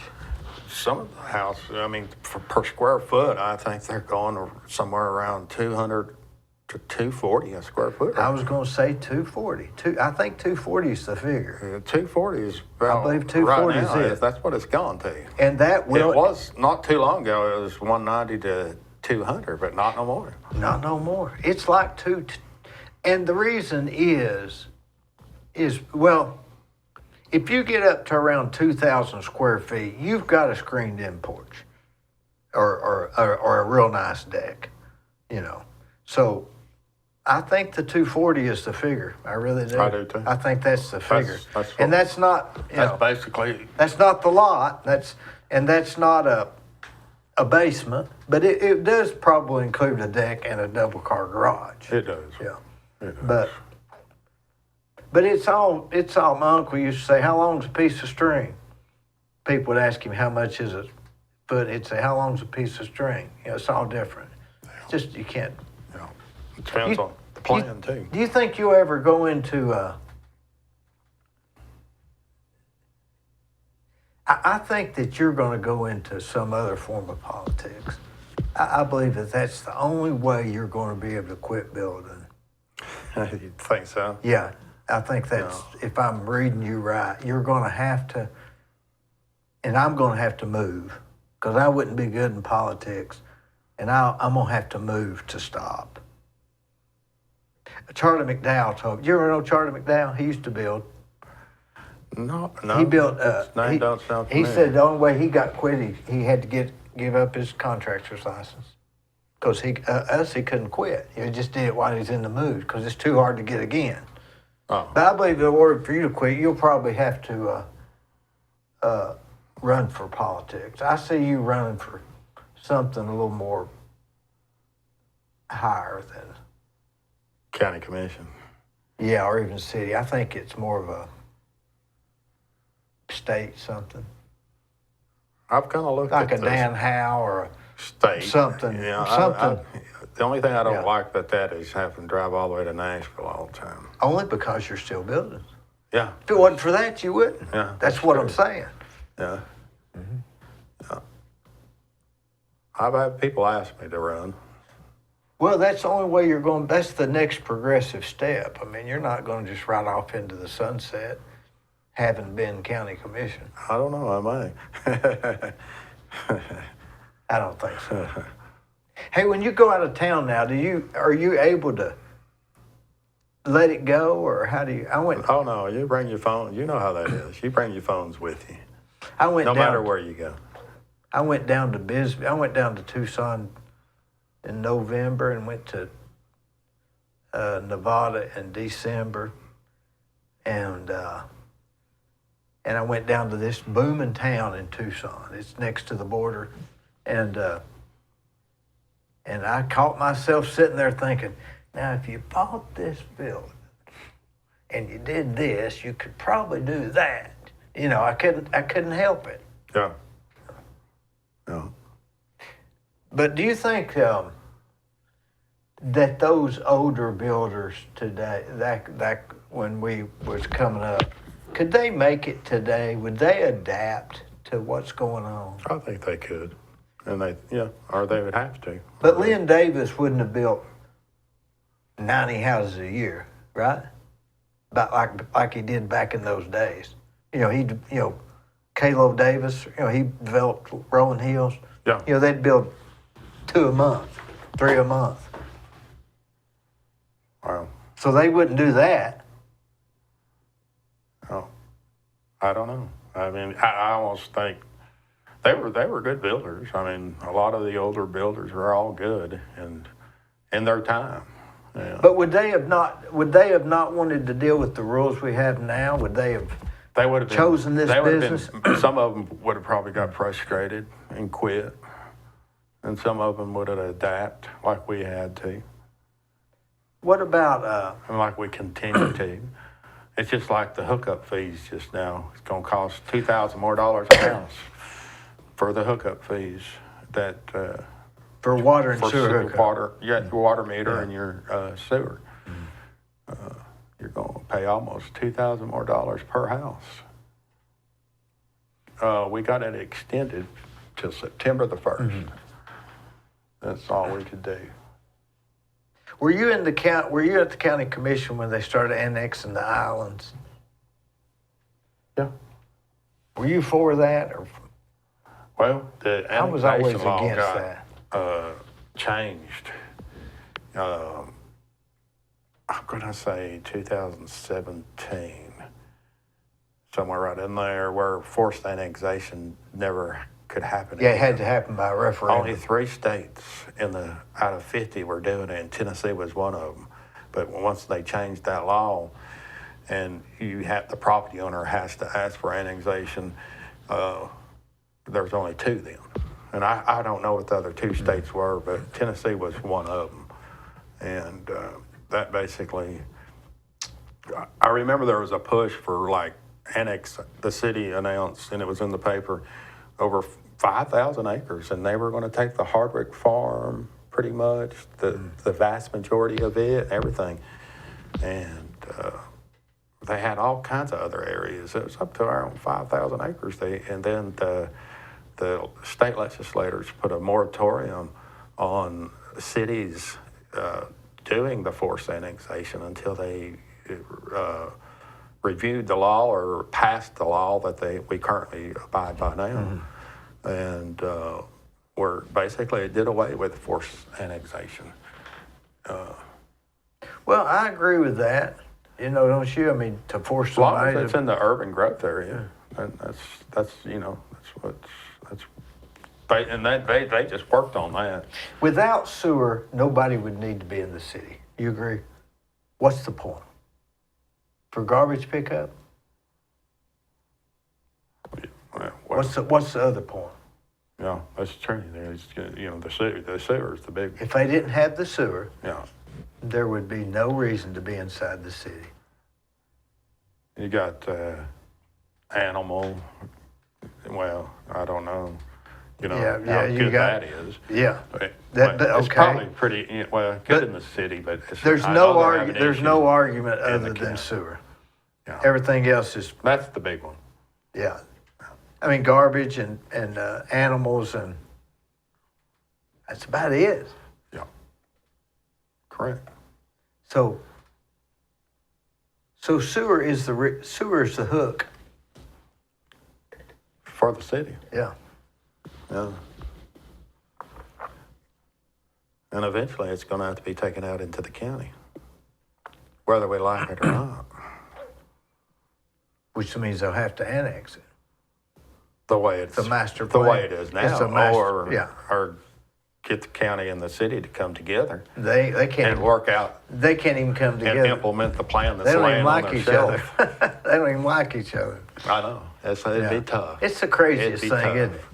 It would take the right people in both governments. In both sides. In both governments. Yeah. And it would be a win-win situation for all the citizens of Bradley County and the city of Cleveland, if we could do that. But I don't see that happening right away. Not with who we've got in office. Yeah, they're not going to work. They're not going to work across the lines, as they say. Correct.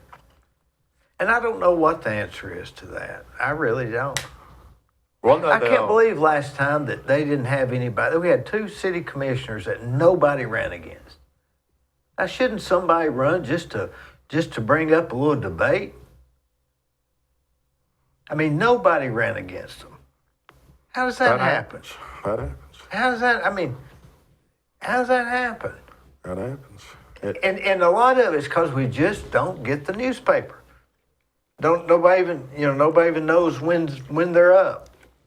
A lot of people don't know. What's it pay to be a city commissioner? I don't know. I think they have health insurance. It's not much. I think they They have do health have insurance. insurance. So And that's the county worth something. commissioners have insurance, but it's very little. And, yeah, it's very little money. What happens if you're not a county commissioner no more? Do you get to keep the policy? No. Well, boy, you couldn't get rid of whoever you got, could you? Because you know how that is getting back on insurance. Yeah, it was tough for me. That When you ran and won, did you get rid of your health insurance? I did, and then I had to re-implement it. Oh, how'd you do that at 60 years old? I did it. Was it good coverage? Pretty good? Yeah. Oh, yeah. I mean, so what you had, they check you out and say we'll cover him as long as he don't. It was, my wife still had it, so I just went back on, with hers. Went back to a family policy. Yeah, my family policy is like $1,200 a month. No. No, $4,200 a quarter. What would that be? Mine was $1,200, and I just went on to Medicare. And so is that pretty good? This is probably going to happen to you, what I'm fixing to tell you. What? My Medicare cost me more than my private insurance that I was paying $1,200 a month for me and my wife. I had to, you have to go on to Medicare. You have to go on it 3 months before you turn 65.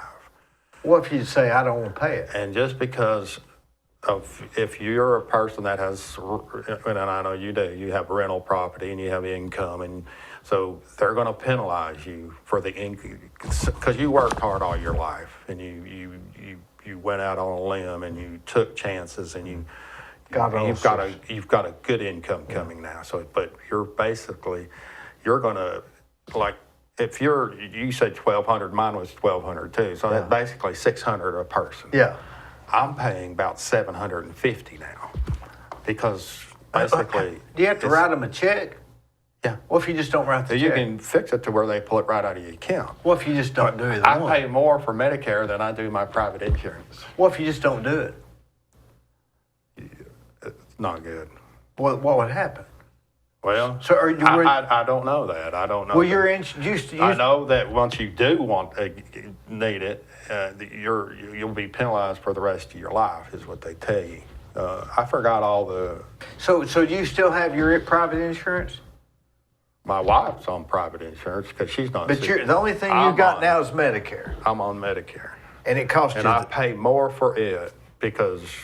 Basically, I worked hard all my life, and at least they can't take away income coming in, so they penalize you for that. What's at least they can't take it away from you. That's worth something, I guess. No, right? Yeah, they're correct. They can't take it away. Because the insurance I get a letter all the time that says, "We regret to inform you."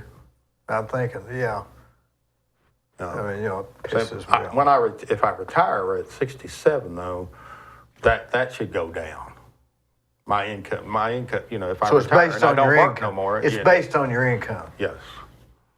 Yeah. So it's going to happen. You're going to pay more when you reach that age, and you've got This is what we need to do is. Trump needs to fix that. What I think. What I think? I wrote him a letter. I wrote a letter. I know he probably didn't get it, but I said, Mr. Trump, your biggest fan here. I said, I appreciate what you're doing, but don't let people tell you that immigration is the biggest problem. Health insurance is the biggest problem. And It's expensive. and if you'll get that solved, without that, we don't care who's living here. I mean, for health insurance, you wouldn't care who's living next to you, would you? Or whether that's legal or not legal. Nothing matters past health insurance. And that's what I told him in the letter. He never responded. So, Yeah. where was I going with that? I can't remember. You know, that cup's going to be I don't have one like that. That may be worth something one day, huh? I had a friend of mine say, he said, hey, the Bank of Cleveland gave me something. I forget what it was. He was just rubbing it in that the bank gave him something. And I said, yeah, but did you get the boat cushion seats? I just made it. He said, no. And I said, well, they gave me boat cushion seats. I just made it up. Well, Yeah. what do you, I hate to see them go. I mean, I I know do they're not too. going, but they're, you know. if somebody right now wanted to walk in and do like the Bobby and Scott and John Hill did back whenever they opened, I started off with John Hill. I did too. I bought stock in the bank. I paid about $2,000 worth of stock before when they were at Joe Rogers' Office Supply. Wow. That's how long I've been with them. Yeah. I mean, it's going to be devastating. One thing about them taking over and they're doing this stuff in steps, Yeah. it's not as devastating. Yeah. They're going to walk us through it, I guess, hopefully. Make us feel good about it. Yeah. They said they're not going to change anything, but And I that's went a by. smart move. Yeah, yeah. If they want to make money, they just need to do like the Bank of Cleveland did. I think they know And that. they need to do what the Bank of Cleveland do, not because they're. Yeah. I mean, I think they know that. well, Because I've talked to a few of them.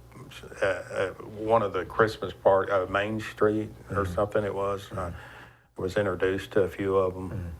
so you think they're going to? I think, yeah. We'll see. We'll see. Yeah.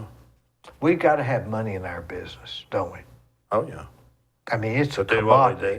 do. It's a commodity. We can't do this on the hip.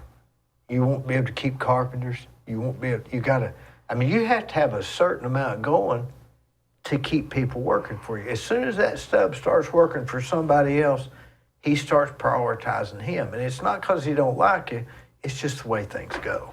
Correct. And you have to keep them going. You do? And you know, in 08 and 09, I did a job in, talk about how bad it was. I did a job in Spring City. Spring City. I know where I that's mean, at. it's a long ways off. Right up and- from Decatur. It's actually Spring City, and then you take a right. It was Yeah. so. I made $36 on the job, and I was driving by back when I got finished. And I said, "Well, you know, I kept all those guys busy for 6 months. You know, I mean, that's worth something to me, wasn't it? Yeah. You ever took a job just to keep people busy? Oh, yeah. I mean, make nothing. I know people have to put food on their table. That's I my, mean, when I say make nothing, I don't mean you just charge 10%. I mean it cost you $200 and you spent $200.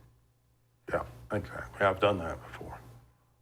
And I felt good, though, that my people that had worked for me was able to put food on their table.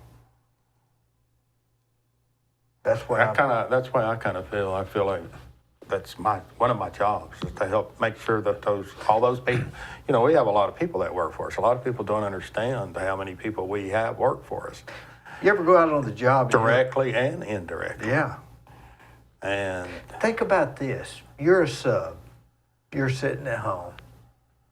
It's Sunday night, and your wife says, "Hey, how about we go to Florida here end of September?" And you think, you know, maybe we ought to go to Florida the end of September. Then say, okay, let's plan on going to end of September. Monday morning calls. It's Dee Burris. Hey, guess what? I just took a job, so-and-so, and it's going to get real hot and heavy about the end of September. So be ready. Now what do? Think about that as far as the sub. Yeah. We think it's hard to schedule. Yeah. They can't even schedule. They have to do what comes to them because in theory, they're trying to do our jobs. Yeah. And And that's miserable. I try to accommodate when they, I know everybody Well, wants to sure, take but vacations. some of them may not even tell you because they don't want to tell you. They're trying to. Yeah. It's tough being a sub, I'd say. Sometimes it is. Yeah. Yeah. And sometimes it's tough being a contractor. Yeah. There's no way to even it out, is there? Nope. I just don't know how to do it. Each day is different too. I think our business, the general contractor eventually is going to be gone. We're like radiator repairmen. You think so? Yeah, it's definitely because now with Horton Homes and whoever these other people are, they come in there and they're all these houses. They're going to build 150 houses. They're getting, me and you know how the workmanship is, and we won't go into that, but I can drive by and tell you when an eave's that far off, they got that much overhang, or even Salt box look. or what they call it, shingle mode, when they just had that drip edge. Yeah. Austin did a lot of that back in the time, but he wasn't known for, he wasn't known for that. He was known for Fast and Furious. But anyway, those people they get all that done cheap, but somewhere as an office of an accountant, a lawyer, and a this and a that. And we can't, so they make it up in volume. And what we have to do is, so I think we will eventually be extinct. The only way to stay... Because of the big, large tract buildings. Yeah. And the uncertainty of people building houses, getting the days of buying 10 acres and going and getting a bank loan. Banks don't want to deal with that.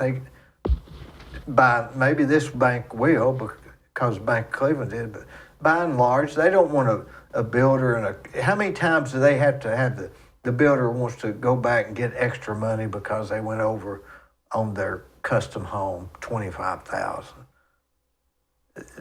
They'd rather deal with these big companies that aren't going to do that. I think.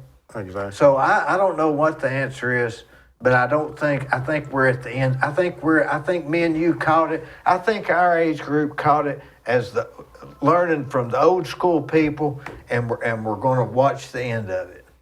And the new guys are either going to have to get big, or they'll be gone. That's what I think. That's pretty well.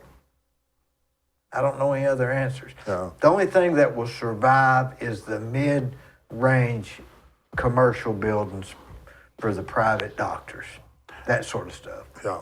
And we've got another one coming in, Lenore, is that what it's called? Out of Florida, Miami. I hadn't even heard of them. Yeah.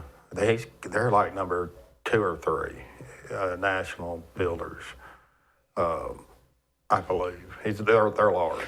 My mind can't get there thinking about that massive construction. Yeah. They're doing 100. It was into just the last newspaper, 170 lots. I think. Who that's going to hurt is the rental business, because what that's going to do is they're going to build them so cheap, the people are going to buy those houses. Those people are going to move out of those and move into those. The tenants are going to move out of those and start renting the houses. So it hurts. D.R. Horton's already renting some of them. It hurts the lower end. Right out there on Northway Highway. Mm-hmm. I was going to develop that. I could have developed that, but the neighbors started saying something. I thought, I just don't want that aggravation. Next thing I know, they've done it, and everybody's happy. I should have just gone ahead and done it. But what office would you run for? What office? Yeah, why not just think big? I've gave it some thought, but I mean, why I not? just wait till the time comes and see what opportunities are there and who's running and who's not. And you ain't gonna take Dan Howell out. No, no. I'd vote for him if I was running against him. I'd vote for him. I like Dan Howell. Oh, I do too. He'll help you if he can. If me and him were running together, I'd vote for him. He'll help you. He no means matter what. He means it. Yeah, He means it. he's good. I wonder what And that Kevin job. Raper, he's good.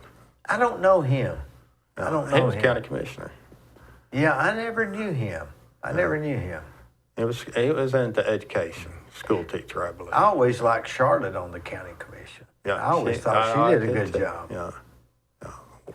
We didn't always agree and voted the same way. A lot of people thought we would, since we were both builders, but we did. And a lot of times we did vote the same, Yeah. but there were times that we didn't. Yeah, I would think that she would be thinking the right way. She's good. I like her. She she'll tell you what she thinks. You talk about success now. She started out hanging wallpaper. Yeah. Then she knows how to do it. She's a hard worker. Oh, yeah. If there's ever a hard worker, she's it. What else is going on, would you say? With my life, Yeah. traveling somewhat now, and I got 5 grandchildren, and enjoying them. You fly when you travel? We do.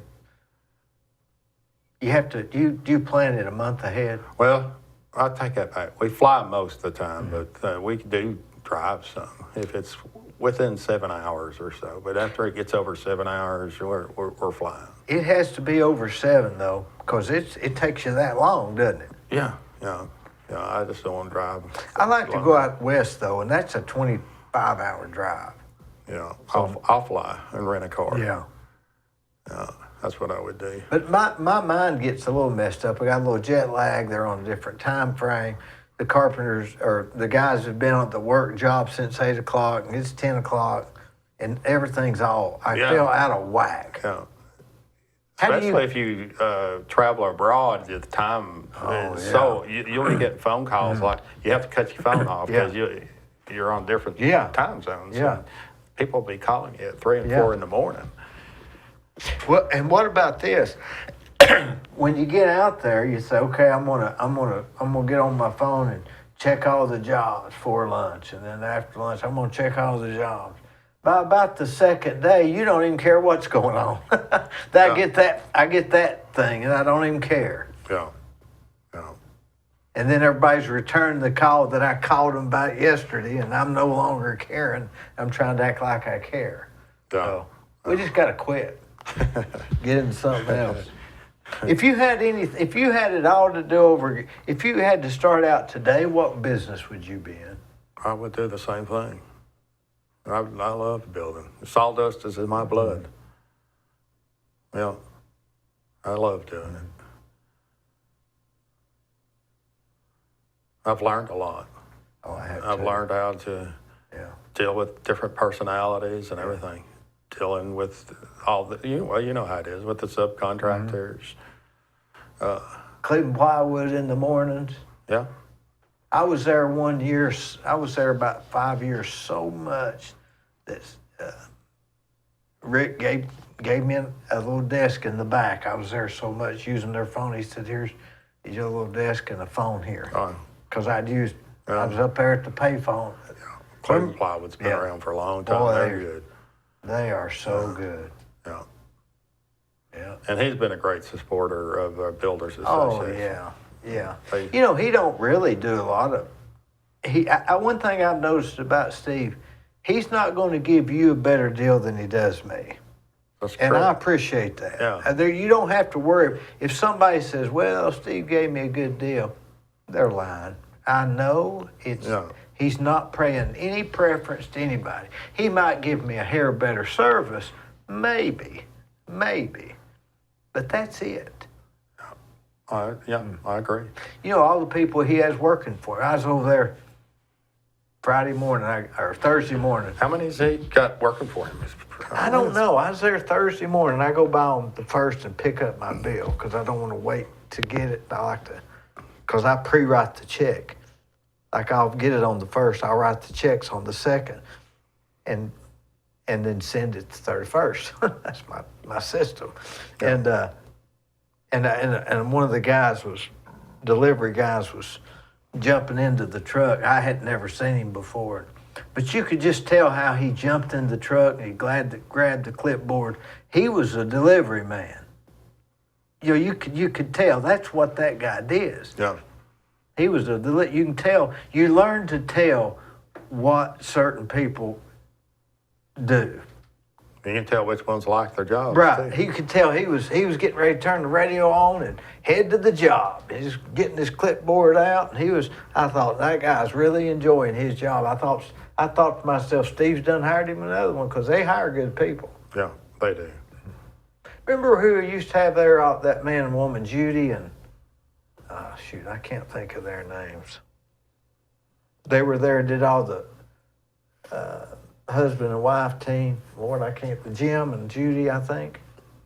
Anyway, we could fill this room up with people that have gone that we can't even think about today. Yeah, a lot of them's gone. Well, you know, the Great Recession took a bunch of them out. Oh, yeah. Yeah. You know, it was really bad, wasn't it? It was. It was. Do you remember, do you remember maybe something real specific that was bad that you remember? Maybe some horror stories?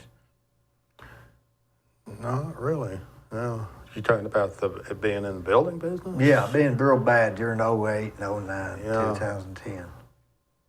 I just know I had to lay tile for about 2 years. I didn't really like doing it, but I did it. I did what I've always, in my life, I've always done what I've had to do to make ends meet. Let me tell you what I did. I'm not the type of person that can give it up, you know, or my obligations to pay the I'm banks gonna pay them back before I buy or toilet. whatever. I'm gonna pay them before I buy toilet paper. I'll go down fighting, you know.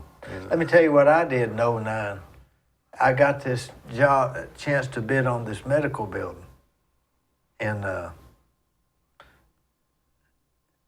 believe it or not, it was in Monteagle, Tennessee. Well, And an hour and a half away. hour and a half away, and I was bidding against 3 different commercial builders.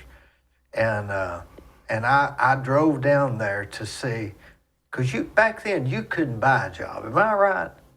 I mean, you couldn't. No. You couldn't buy a job. Yeah. And Very few people were working around here. very few. I mean, and if Very few you have. were bidding on jobs, it was the person that missed it the most.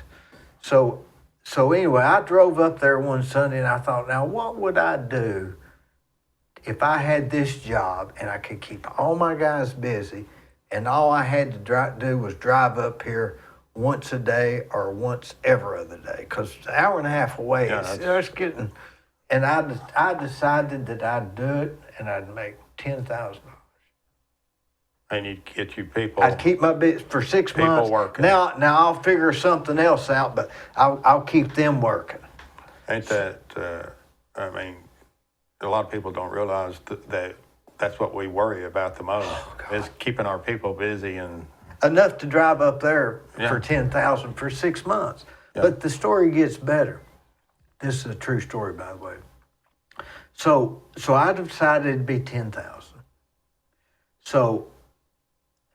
So I bid the job,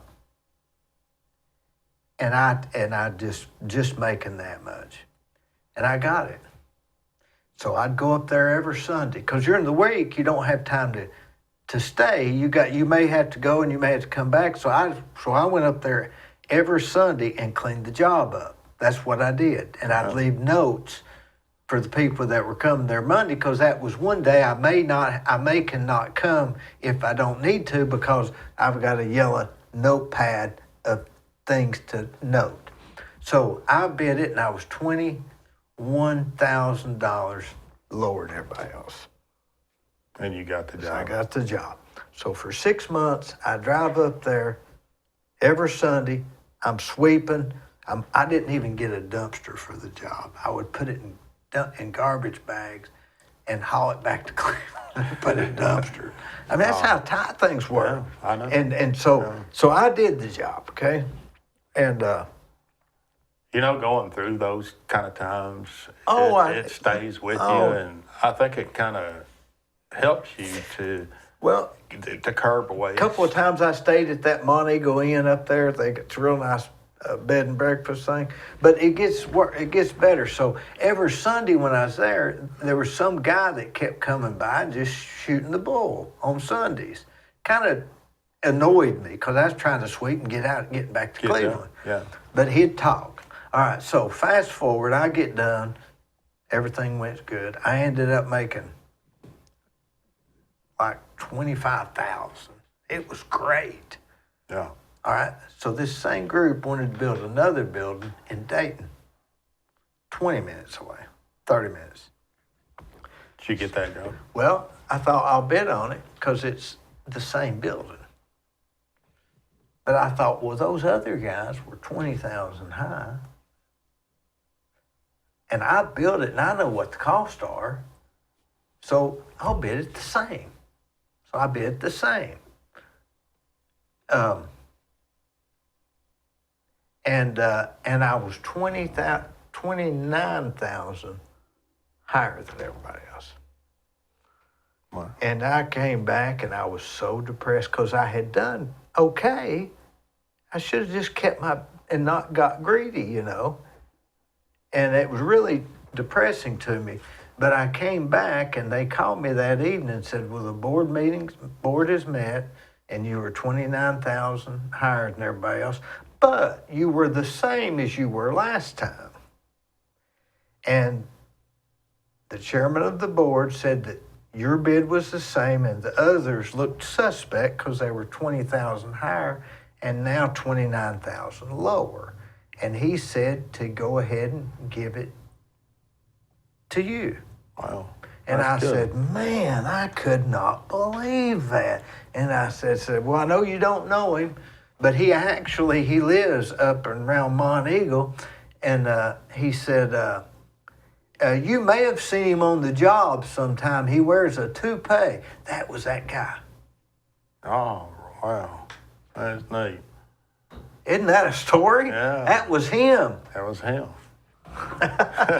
So that got me through. He must have liked you. Well, he working. said I've never seen a guy work so hard. All I was doing is trying to survive up there on Sundays, you know. Isn't that something? Yeah. But Yeah, anyway, he must have enjoyed you being there and yeah, just running everything. that's you all he saw. And, using a broom. and I was the same price as Do you know before. I have a broom and a push broom in my truck? You know what I do? And I know how to use them. I cut those handles off so they fit in the back of my car. Yeah. Because the real ones are too long. Yeah. But Well, that's a anyway, good story. what else is going on? Is that about it? That's about it.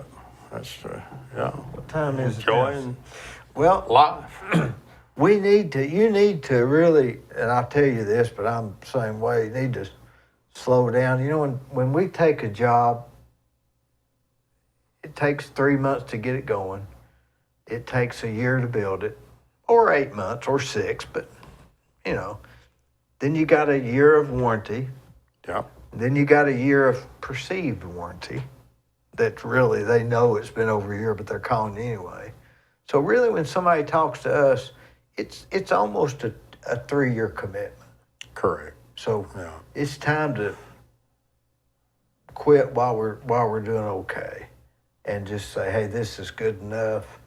We beat our heads against the wall, and we made it through. We've made it through a lot of recessions. We made it through a lot of them. The younger generation hasn't seen any yet. You know, I remember when they used to, the joke was, we don't require a deposit to rent. We give away a set of tires. I mean, that was in the 85 or 86, something like that. You couldn't rent nothing. So it ebbs and flows, and we know that, and we can't get too far out there. It's like being in a boat. You still got to be able to grab the dock. Correct. And they don't. They think, and I did too. It's best to be a little cautious. I mean, I never saw '08. When '08 happened, I didn't dream it'd be. See, the difference between that and when you were paying the 17 and 18% interest, they'd give it to you. You just had to pay high interest. Yeah, you just But in '09, you couldn't get it. Yeah. Oh, I know. Like, So, yeah, they didn't want to hear about a spec loan. oh no, they didn't even want you in. And now these national banks, they don't even want you there. They don't even want you there. They don't even want to deal with you. Correct. That's true. Hopefully, interest rates will come back down. I mean, I know it's not like 17%, but hopefully, Trump he's working on it. So. Yeah, I think anything under 8 is doable. You can manage with that. Yeah. You can, I remember Jim Elmore used to say, "Dee, whenever you buy something," he said, "figure you're going to pay 8% interest." I said, "Well, why would you do that, Jim?" He said, "Because by the time you get it paid for, you'll average 8%." Yeah, That's true. about the right. That's true. Sometimes it's 11, sometimes it's 6. Oh, that's true. Well, listen, I appreciate you. Yeah, I appreciate you. Hey, Appreciate I really do. If you need me, let me know.